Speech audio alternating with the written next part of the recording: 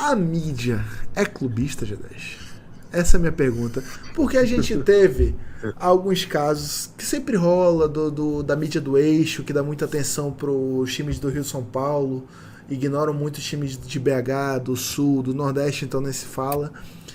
E nessa semana de Champions saiu um vídeo da TNT elevando o Real Madrid e ele... esse vídeo aí foi... Deu o que falar. Com a música dos Jogos Vorazes lá, da Katniss Everdeen cantando lá. E aí... Caralho. E aí o pôster, o rei da Champions, contra o Arsenal. Contra o Arsenal. Tipo, foda-se o Arsenal. Não, contra o Arsenal pelo primeiro título.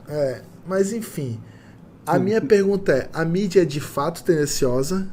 E o quão impactante é isto para o futebol? Isso afeta as performances, afeta o poderio econômico, afeta o mercado como um todo do futebol? Não foi essa pergunta que fez fora do ar, perguntou outra coisa. É porque a gente já gastou pauta fora do ar, a gente vai...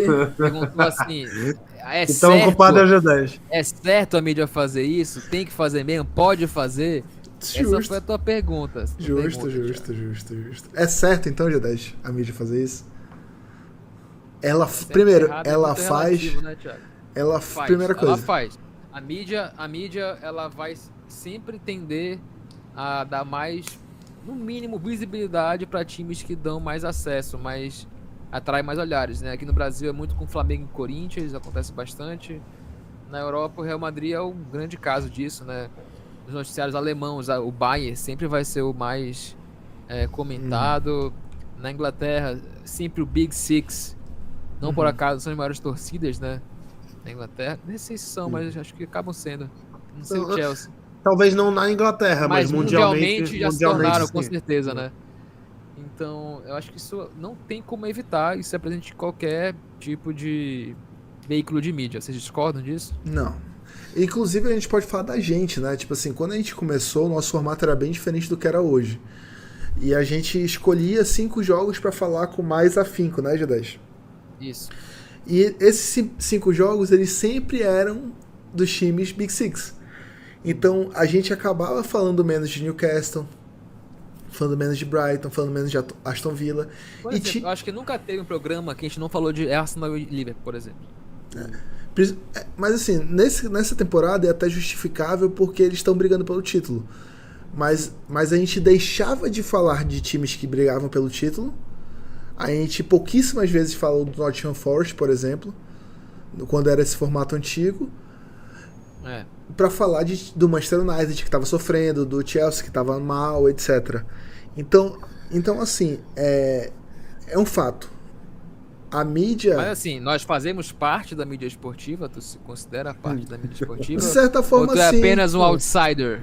Não, de certa forma nós fazemos, cara. A gente tá aqui semanalmente falando sobre a Premier League, cara. A gente tem pessoas que se informam pela gente, tem pessoas que mandam lá no grupo do WhatsApp perguntando, é verdade isso? Então, estar aqui traz uma certa referência. É verdade. Não tem como fugir disso. Por mais que a gente queira... As autoridades no assunto, né?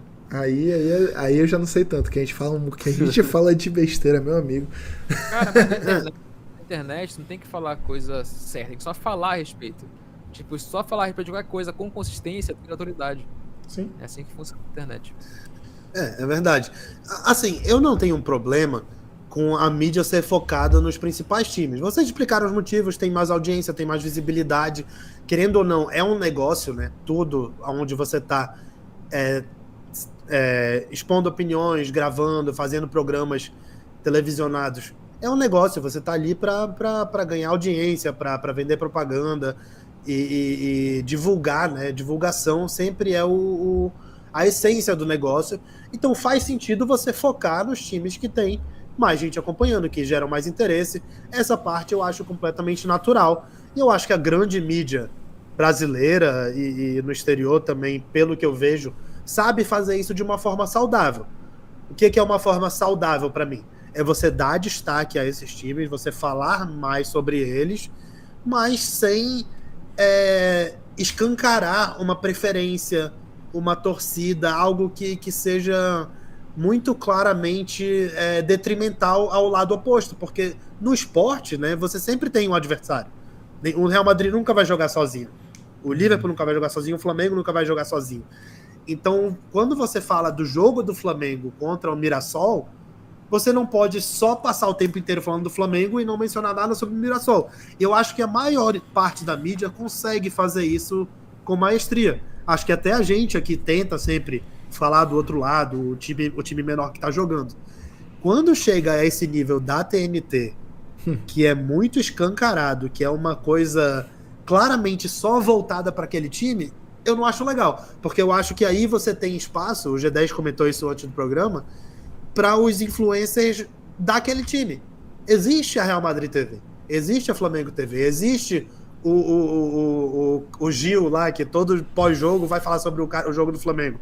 Existe o torcedor do Manchester United que faz a live depois. Tem o Mark Walton, eu acho o nome dele, o cara que é Mark Goldbridge, que é o setorista do United, faz a live sobre o United. Você tem esses momentos onde você pode, sim, se focar totalmente numa equipe, e aí você vai ser permitido ser mais clubista, ser mais participativo, torcer mais. Mas quando você faz um programa onde o destaque é a liga, é a competição, é os jogadores, e você traz essa preferência muito escancaradamente, eu acho que fica feio. Pra mim, pega mal. A TNT não é burra, né? A gente tá falando aqui, é um negócio. E eles sabem, a TNT Esportes, desde o início dessa trajetória deles de Champions League, eles têm aquele bordão. Desde o esporte interativo. Já existia. É a maior Champions de todos os tempos. E essas coisas mais sensacionalistas, porque gera engajamento. Até o fato das pessoas ficarem chateadas, como eu tô aqui, de não gostar desse approach, gera mais visibilidade para eles. E no fim é um negócio e isso vai gerar mais dinheiro. Mas eu não concordo. Eu acho que isso aí é errado. Eu acho que fica muito feio para, por exemplo, nesse caso, o torcedor do Arsenal que vê essa propaganda e se sente diminuído, se sente jogado de escanteio, cara. Eu acho que fica muito feio. Cara, eu acho que pode falar, Thiago. Sobre esse jogo do Arsenal, inclusive, eu fiz a experiência. Eu vi na narração do, acho que foi o André Henning, ou foi o Jorge Igor, não lembro, um dos dois que narrou o jogo do Real. E tava um clima de velório inacreditável na transmissão, cara. Parecia que era o Brasil perdendo da Argentina numa Copa do Mundo. E aí eu troquei pro Mosaico, porque me incomodou aquilo.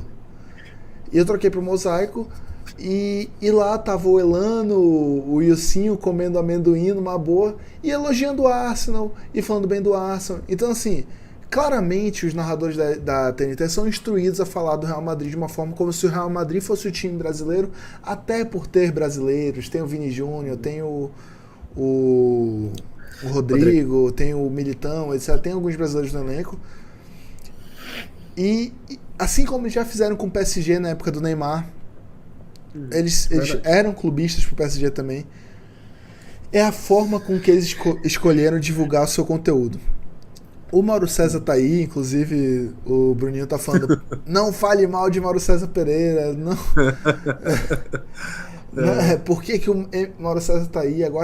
O Mauro César, ele fez, quando ele era um jornalista que não tinha esse vínculo com o Flamengo, eu gostava muito dele, confesso. Eu assisti ele na ESPN, era super imparcial, criticava o Flamengo quando precisava, falava bem do Flamengo quando precisava. E aí, de certo momento, ele decidiu virar basicamente um setorista do Flamengo, né? No canal dele. Mas você pode ver que quando ele tá na Jovem Pan, ele tá mais imparcial do que quando ele tá no canal do Mauro César. Eu acho isso legal. Agora, é inegável que o fato dos grandes veículos procurarem falar mais dos grandes times, dos times com mais torcida, com time com mais mídia, isso gera uma disparidade financeira. Isso acaba gerando indiretamente mais gente comprando camisa, mais gente assistindo jogos. A receita de televisão desse time fica mais caro. Por que o Flamengo não negocia junto da Libra? Porque o Flamengo não precisa. O Flamengo tem moral para chegar com qualquer emissora e falar: e aí, quanto é que vocês vão pagar nos meus jogos? Eles têm total... Enquanto, com todo respeito, um Ceará da vida não consegue. O Ceará não tem moral pra chegar na Globo e falar: e aí, vocês vão pagar quanto? Não, meu irmão, quem vai dizer quanto a gente vai pagar vai ser a gente. Então, é algo que acontece, é tendenciosa a mídia, ela sempre vai ser. Não adianta a gente querer mudar isso aí, não vai acontecer porque são profissões, cara. Essa galera tá tentando fazer o ganha-pão deles. Mas aí tu me levanta um ponto, Thiago, que eu pensei agora. Que é justamente, eu acho natural o programa, o apresentador, até o narrador que se comporta de certa forma como um apresentador, Sim. ter uma agenda e segui-la. Mas quando você tem os comentaristas que estão ali para de fato analisar o jogo de futebol, analisar todo o contexto, não só da partida, da tática, da torcida, todo o contexto em volta do jogo, essas pessoas elas têm uma responsabilidade muito maior, na minha visão, de ter a ética de saber ser mais imparciais. Sim. Eu não acho que a imparcialidade 100% ela exista, né? Eu sempre Sim. falo isso, que todo mundo tem um pouco do seu viés. Sim. Mas é muito claro quando você não tenta trazer um pouco de imparcialidade para o seu comentário. E realmente, o narrador, o apresentador, ele tem essa liberdade de seguir o roteiro da direção, do editor do programa. Porque ele tá ali para ganhar dinheiro, para fazer as narrativas gerarem mais conversas e mais polêmicas e mais engajamento. Mas o comentarista, eu acho que ele deveria ter uma obrigação moral e ética de ser mais imparcial. Essa é a parte que me incomoda mais, quando a gente tem comentaristas que se ligam a essa agenda do programa. Não Cara, sei se você concorda. Assim, eu acho que essa definição da pessoa ser imparcial é uma coisa meio inexistente, né? Ninguém é imparcial. Sim. Todo mundo tem viés, todo mundo tem lado.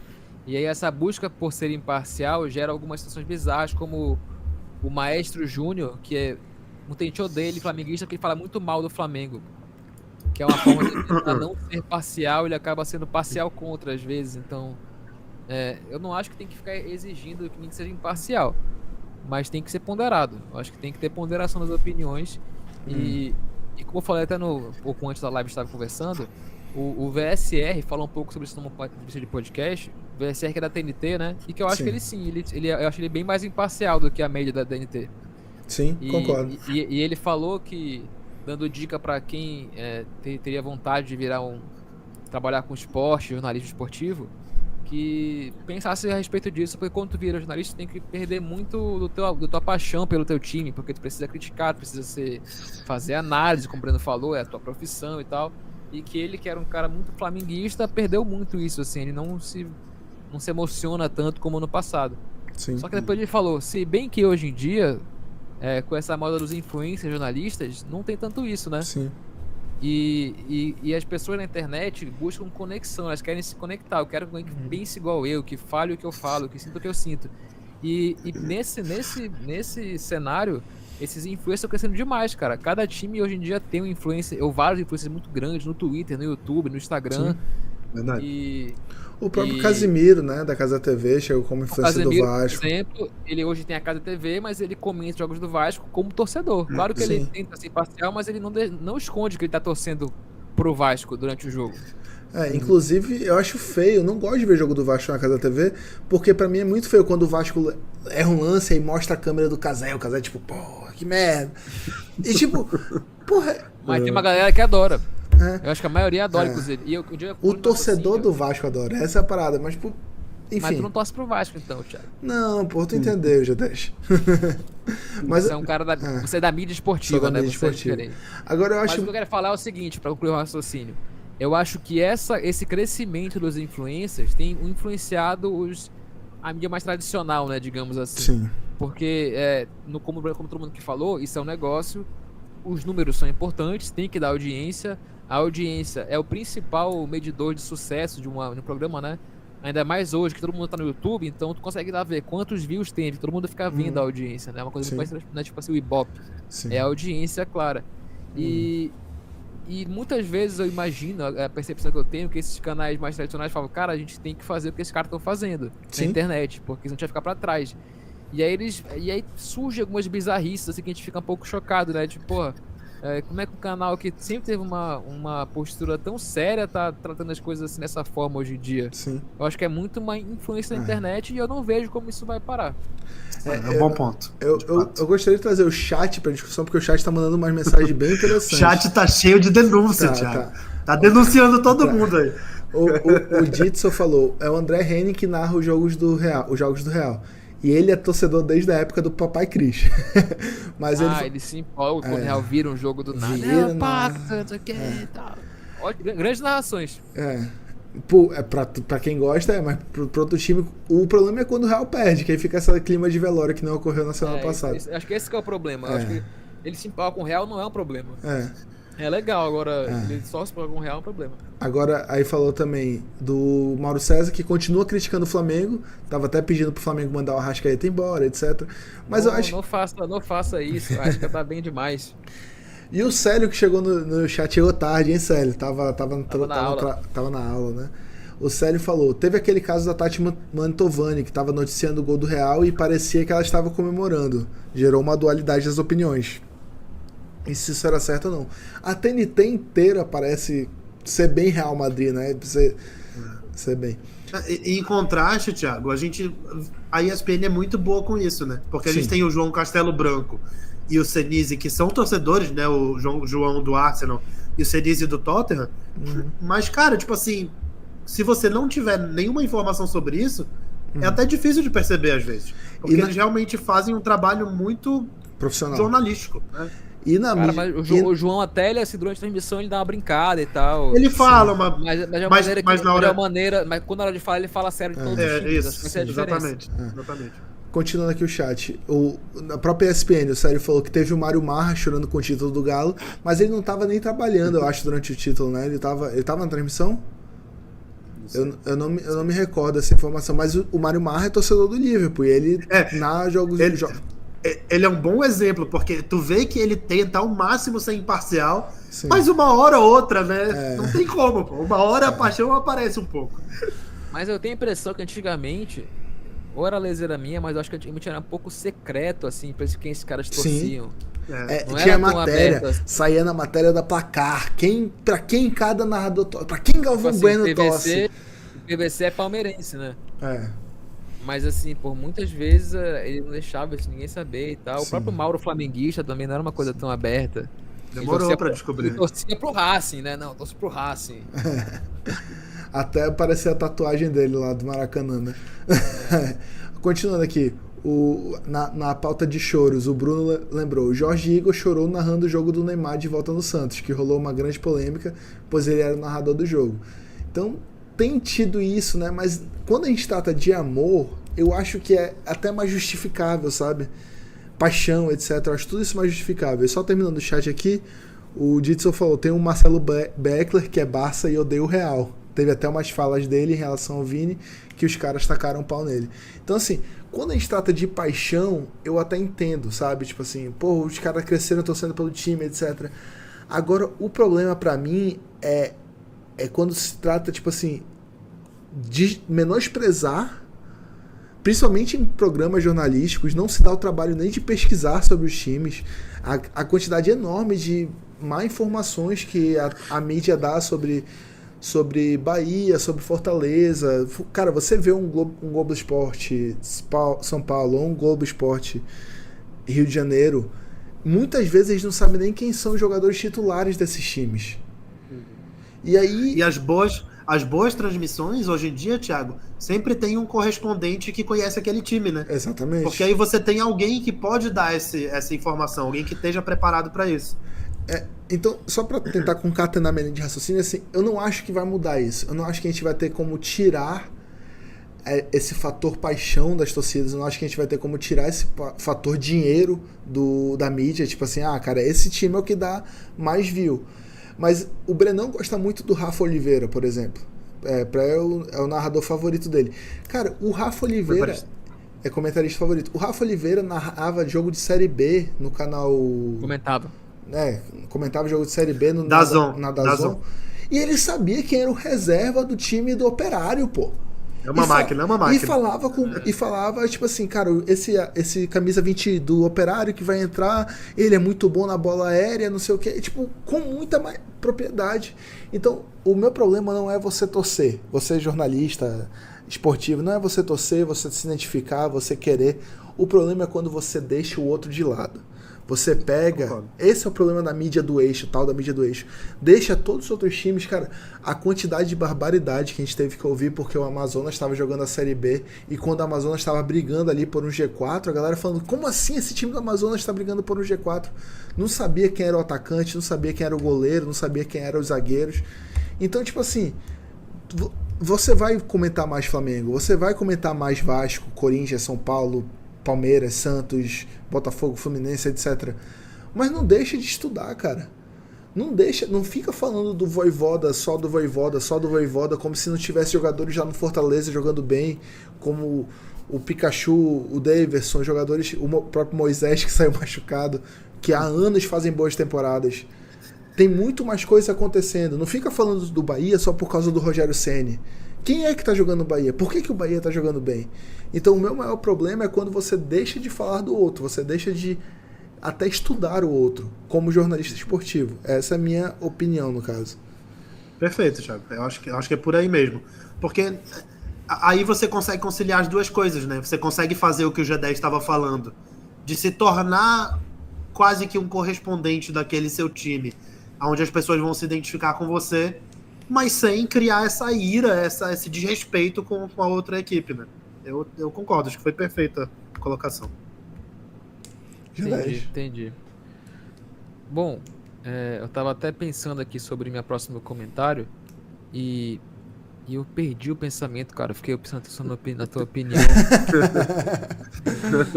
Me fugiu a ideia. Então vamos puxar o chat enquanto tu rememora aí, G10. O Ditzel falou que o Casimiro que salvou o Vasco de acabar. Calma lá. E aí o Célio trouxe, ainda tem os jornalistas que faziam parte da mídia tradicional que começaram a sair dessa área para ir para a TV dos clubes. O vídeo João Guilherme e a Daniela Boaventura na Flávia TV. E todos os jornalistas hoje têm live do seu time. Sim. O próprio Mário Marra faz live do Liverpool e tal. Tipo, vários caras fazem isso. Legalizou hoje em dia, né? O narrador, o comentarista tem um lado clubista. Sim. Mas eu acho que tem alguns casos que o narrador ele pode ser clubista sim, que é, por exemplo, Libertadores, Brasil e Argentina. Sim. Copa do Mundo. E aí quando Copa do Mundo, quando perde, tem velório. Eu acho que aí eu até espero isso. Mas mesmo assim, G10, acho que é o ponto que o Thiago falou. Vai ter isso, vai ter uma preferência, um clima ali de torcedor, mas você não pode ignorar e desrespeitar o adversário. Você não pode deixar de falar, de estudar a outra equipe, os jogadores, a torcida, o contexto da partida, da cidade. Tudo isso faz parte de uma transmissão completa, bem informada e traz... melhora a experiência pro ouvinte, na minha opinião. Isso que eu acho mais bizarro de ter uma transmissão clubista de Champions League, assim.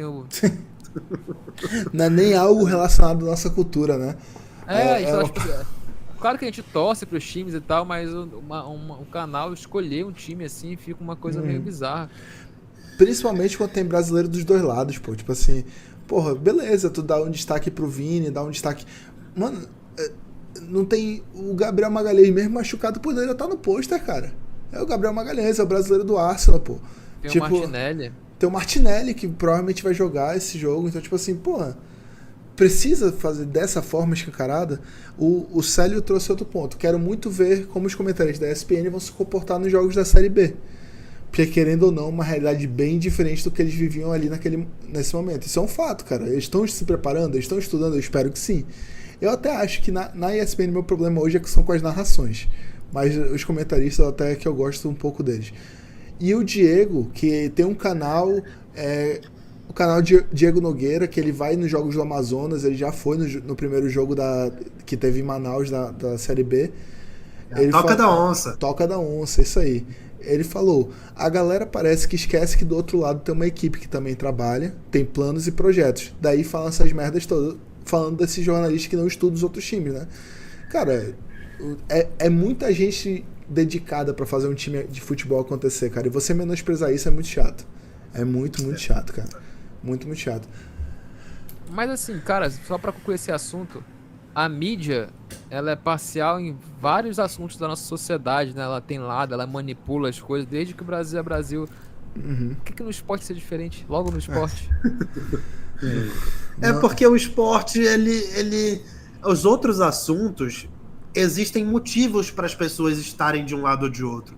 O futebol não, o futebol é teu time, cara. Não precisa de motivo. Paixão, né? Pra ser Arsenal, pra ser Amazonas, pra ser Liverpool, pra ser Brentford. É o teu time, cara. Cara, a gente tem no nosso grupo torcedor do Nottingham Forest, torcedor do Leeds United, torcedor do Newcastle. O que motivou essa galera a torcer pros times? Identificação, cara, paixão, ver a história, procurar. Não foi a mídia. Não foi a mídia, mas apesar da mídia a gente tem. E isso mostra também por que tem mais torcedor do United, por que tem mais torcedor do Liverpool, por que tem mais torcedor agora do City. Porque a mídia influencia, cara, não tem o que fazer. É isso. Mas o torcedor que torce por um time da mídia, ele é menos valioso do que um torcedor raiz que torce por um time menos midiático? Aí é mais... Tu entra nesse mérito aí? Aí é mais questão de provocação do que de fato é um mérito, cara. Por que tu torce pro Arsenal, G10? Porque quando eu era moleque eu vi aquele time lá do Arsenal e me encantou. Falei, caralho, esse time é muito foda. Naquela época era o time do momento, pô. Sendo campeão invicto da Premier League, pegando o final de Champions League, era o time do momento. Por que eu e o Brenão torcemos pro Liverpool? Por causa o Brenão da Copa da UEFA e eu por causa da Champions League. Então, assim, são situações que te levam a torcer. E essas situações levaram os nossos times que a gente torce estar em destaque por algum motivo. Mas assim, eu torço pro Flamengo por causa do meu pai, principalmente, porque o Flamengo era uma merda quando eu era moleque. Mas o meu pai é Flamengo por causa do Zico, porque o pai dele era vascaíno. O meu também tô nessa. Meu pai quebrou o ciclo porque era o time do momento, na época era o Flamengo. Mas aí, G10, tu tem que pensar uma coisa. Tu foi influenciado pelo teu pai, mas se tivesse passando na TV direto o jogo de de São Paulo, de Corinthians, de outros times, talvez tu tivesse sido influenciado pra isso. Houve um momento na minha infância que eu flertei em torcer pro São Paulo. Pois é, por quê? Porque era o time que tava ganhando. Ganhava tudo, pô. Eu tava uma merda. Caralho, não aguento mais perder. Mas aí quando eu tentei, tipo assim, pensar em mudar, eu falei, não, pô, sou Mengão, tô nessa merda aqui já, foda-se. Cara. Mas eu lembro disso. Agora sim, o futebol, ele ainda sobrevive da identificação local, cara. Ainda tem o torcedor do Wrexham lá do País de Gales, porque é o time da cidade, é o time identificado e tudo mais. Então, o futebol respira, G10, no coração das crianças, G10.